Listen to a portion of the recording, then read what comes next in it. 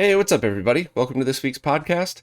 Looks like I was able to pull off getting all of these done and not missing a week during the whole move, which is really cool because I like doing these and I don't ever like missing them. But some were more challenging than others to pull off, but we're almost back to normal. Well, not a normal background. That might take me a few more weeks, but at least a normal release schedule, and I should be able to get back on track with doing more reviews again and everything. But I would guess by the end of September, things should be back into normal. So anyway, let's jump into the news and see what's been going on this week. First up, Greg from LaserBear has just released his version of the OpenMVS plastic shell, which you could download and print yourself or purchase directly from LaserBear for $100. Now, that's the shell only. You're still going to need the electronics kit, as well as, of course, an MV1C Neo Geo motherboard. But overall, it seems to be the next step in the evolution of this case. So it still looks the same, and it's still durable, and it's still a great choice, but now it's a slightly easier print for people with smaller printers, because you don't need the bigger size. And there were a few other tweaks that happened along the way. I think Avram was even considering using these for his builds as well. I'm not sure if that was finalized yet, but overall, it's an awesome choice. So if you wanted to make your own, awesome. If you wanted to buy it, cool. Just remember to support the original developers of these things. And if you're not familiar with the project, please check out the OpenMVS video I did a while back. But basically, the OpenMVS is a completely open source project that allows you to take an MV1C Neo Geo MVS motherboard and turn it into a console using pretty much the best audio and video methods available today, at least for pulling analog audio and video. And this was really meant to combat all of the terrible eBay sellers selling $1,500 hack and glue jobs. There's going to be a video coming out from a friend of mine too, highlighting one of these hack and glue jobs that was overpriced as well.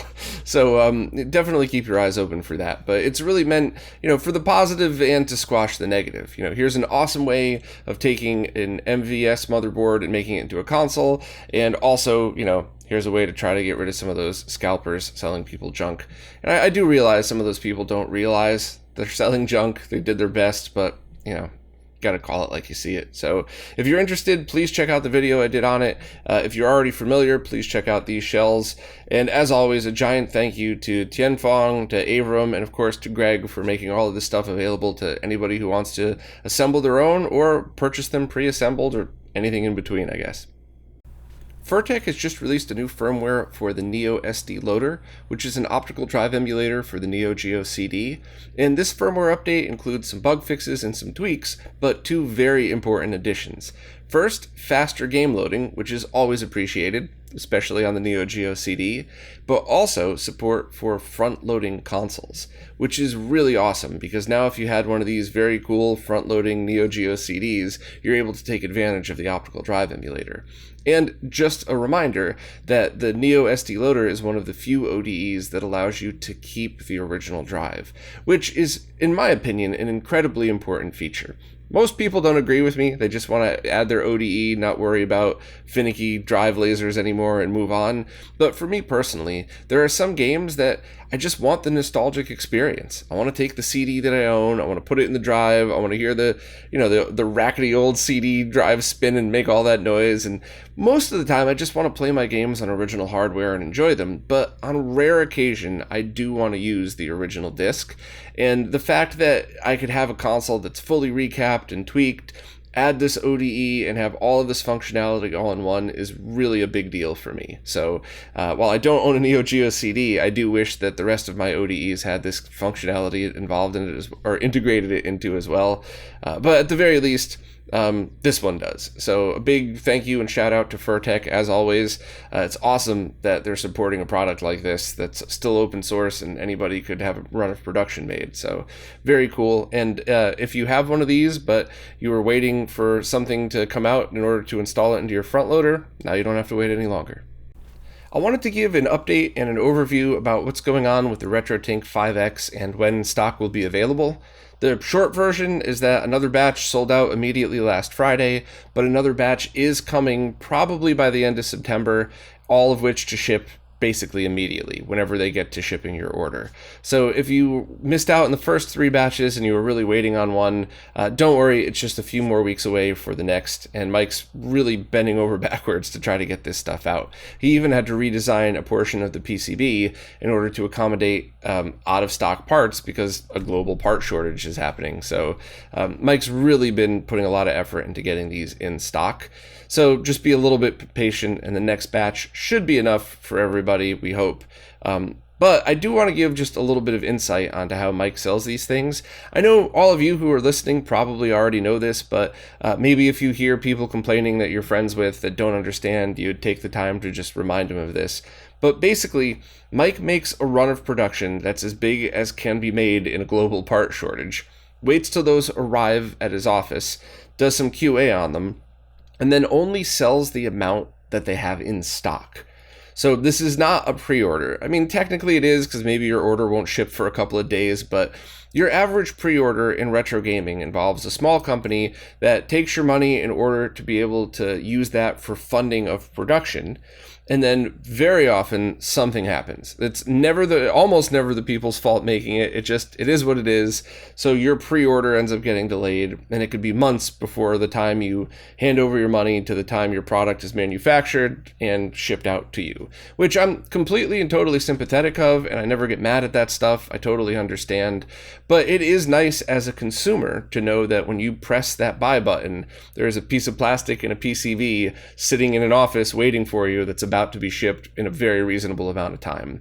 So that's why these things keep going out of stock immediately. It's not that Mike's trying to create some artificial demand like some other companies that we all know. It's that Mike's just making as many as possible, selling those, and then making another batch and rinse, repeat, all that stuff. So I just wanted to make sure I was clear about that, because while all of you probably know that, there were a lot of very frustrated people that I completely understand why they were frustrated.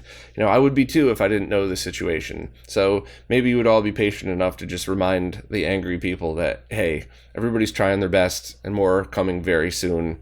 Nothing's intentional. It's just everybody's doing as best as they can. So overall, though, I got to commend Mike and Mrs. RetroTink for getting as many of these out as quickly as possible. I love the product. I'm always honest. So if I like something, I tell you. If I love something, I tell you. This is all genuine excitement, especially after that last scanline update. It's the first time I ever really enjoyed scanlines. So artificial scanlines on a flat panel, I mean. So I just wanted to give everybody a quick overview of what's happening, when they're coming next, and if you were on the fence about buying one, check out the last post I did a few weeks ago about the scanline stuff, and you're probably going to want one too. Available in a few more weeks. So thanks very much to Mike for trying his best to get these out to as many people as possible. And I believe Mike mentioned he might do the pre-orders at a totally different time next time, just to accommodate people in Australia and stuff like that.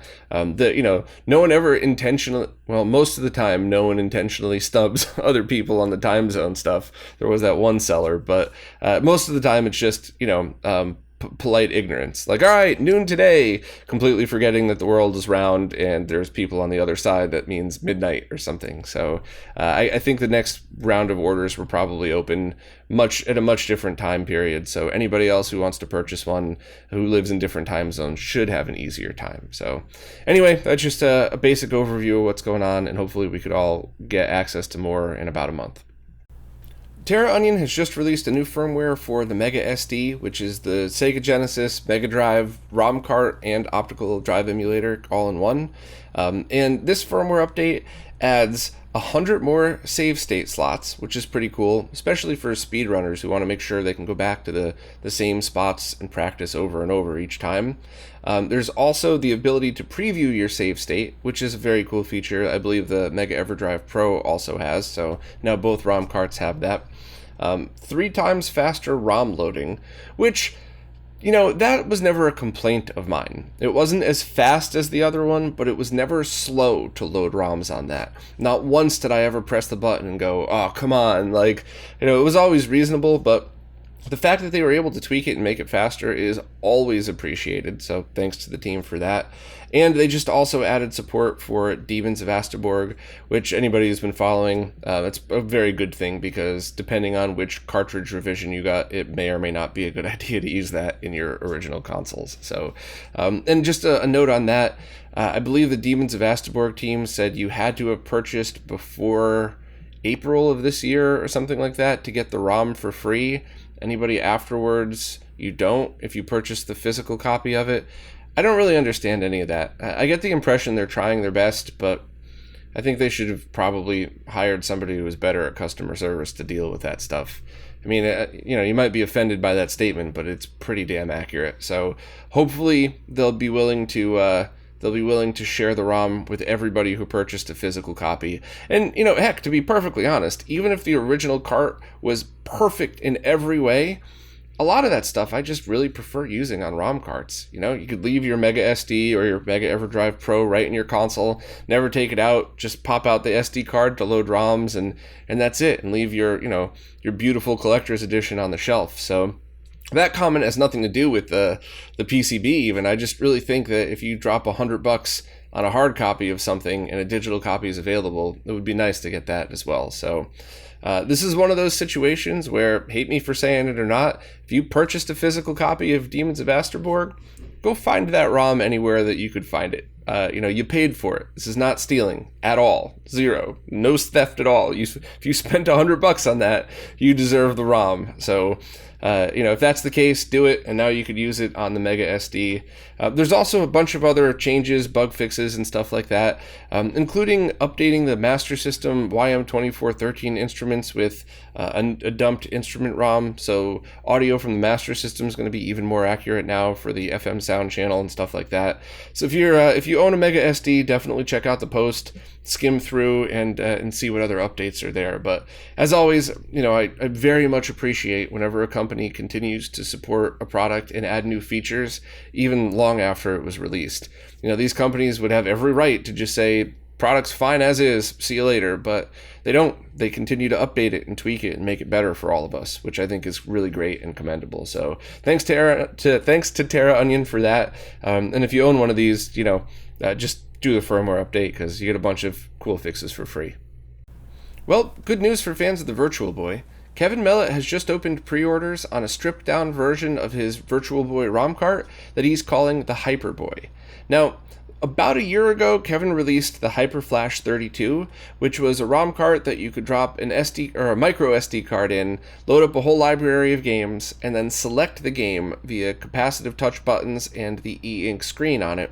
And then after the game was loaded, it would load the game's artwork onto the ROM cart, so it kind of even looks like the original would be. Now, I absolutely love that, and I think that's one of the best ways you could possibly do a ROM cart for the Virtual Boy, but it was expensive. Not only was it just expensive normally, but with the global part shortage, all of that stuff skyrocketed. So Kevin wanted to release a cheaper version for people that were on a budget, or people like myself that maybe have two Virtual Boys and want to do two-player stuff, so we don't really want to spend the money on two different ROM carts. I can get a cheaper one for like Mario Tennis 2-player or Hyper Fighting 2-player, and then use the main one when I'm flipping through my games. So he released the Hyper Boy, which is the same functionality as far as compatibility with games and accuracy, but you could only load one game at a time. You have to tether it to a PC in order to load your game, and there's no capacitive touch buttons or e-ink screen.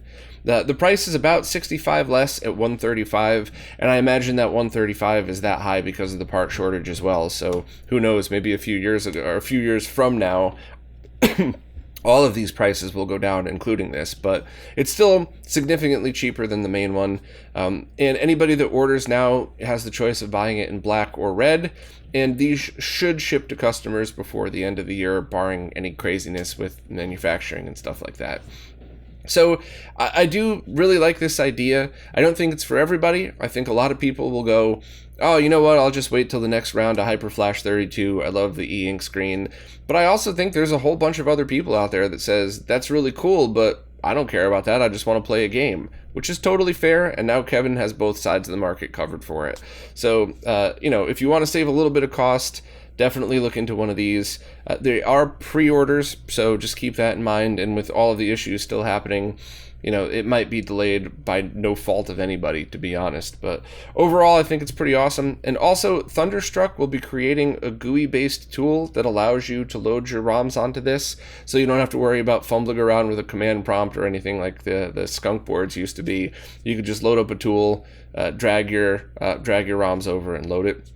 And I think Thunderstruck might look into integrating that functionality into the HyperFlash tool that was written for the other ROM cart, but I think at the moment it's just going to be a separate, very basic software interface that you just drag and drop and go from there. So overall, if you're a fan of the Virtual Boy, at the very least, give the post a read and see if it's for you. But I'm just, as always, happy that there's options, and even happy that there could be an option where people want one of each for the reasons I discussed before. It looks like CastleMania Games will be selling the clear cases from Retro Gamer Store, and that includes the PC Engine, Super Famicom, Super Nintendo, Genesis, and PC Engine controller shells. All will now be available through CastleMania Games, which, depending on where you live, that might actually be a very big help for shipping, or it might be worse. So pick whichever vendor is going to be the cheapest overall for you. Or I guess maybe if you live far but you have some Castle Cash or something you want to use, whatever. But it's all the same case coming from the same people. So with respect to all sellers of this, pick whichever's easiest for you. But I really loved this one. I did a live stream on it, and I honestly just thought it was very, very cool, and it looked even better than I thought. The only other things to add that I learned during the live stream are, at first, I was debating whether to leave the metal plate on or off so you could see more of the motherboard. But with the gray plastics on the inside, it doesn't matter. So you could just assemble it the way you found it, and you're still going to get it as clear as possible. The only other thing to note is the plastic piece on the front of the controller ports sometimes get a bit yellowed. So I was able to throw some Salon Care on it, the stuff people use for retro brighting, and I left it in direct sunlight for like a half hour. And it was awesome.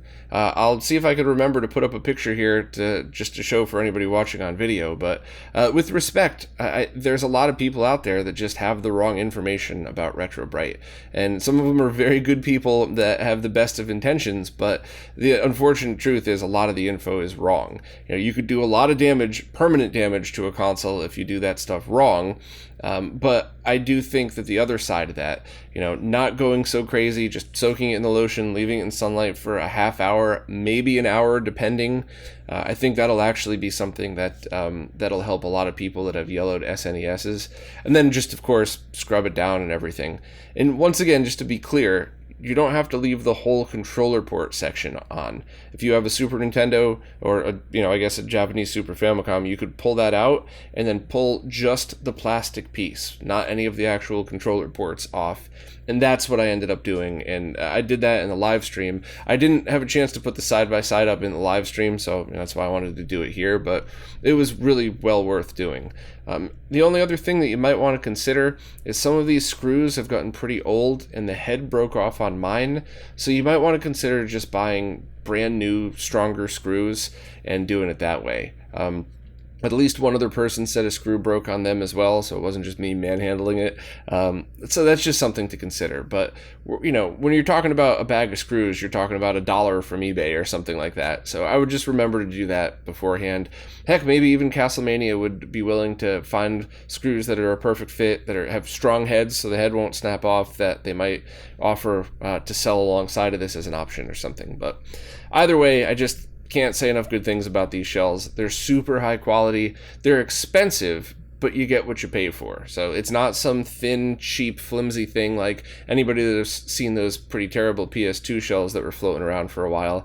You could bend and break those super easy. This is not it. This is an equal quality build to the original, which is why it's so expensive. So completely understand all the people that are like, oh, that's too much money, I don't want it. But you do get what you pay for, and this is a pretty high quality thing. So glad that CastleMania is stocking it, and I believe a few other vendors are as well.